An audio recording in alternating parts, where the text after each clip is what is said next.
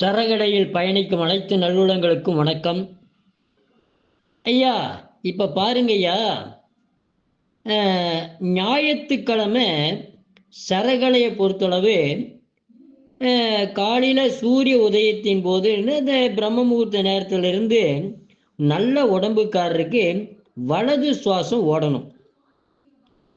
ஓடிச்சுன்னா அவங்களுக்கு எந்த நோயுமே எப்பவுமே வராது, ஆரோக்கியமாக இருப்பாங்க. அந்த ஞாயிற்றுக்கிழமை நாளில் இந்த வலது மூச்சு சுவாசம் ஓடாம இடது சுவாசம் மட்டும் நல்லா ஓடிச்சுன்னு வைங்க. அந்த நேரத்துல பிரம்ம முகூர்த்த நேரத்திலிருந்து காலையில் 6 to 8 மணி வரலும் இந்த இடது சுவாசம் ஓடிச்சுன்னா அவங்களுக்கு வந்ததுங்க ஐயா வம்பு. என்ன வம்புங்க ஐயா? ஒண்ணு இல்ல, பாருங்க.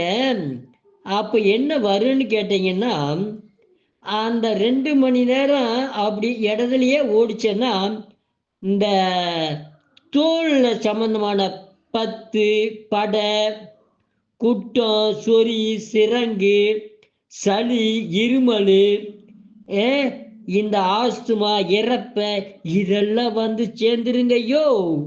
அதனால சரத்தை கரெக்டா ஓடுற மாதிரி செய்துட்டீங்கன்னா மருந்து இல்லை, மாத்திரை இல்லை, இதுதான் மருந்து. சரிங்களா? அப்போ ஞாயிற்றுக்கிழமை வலது சுவாசத்தை ஓட வைக்கணும். அது எப்படி என்றதான் நம்ம சரகலையில நம்ம கண்டிப்பா சொல்லி கொடுப்போம்.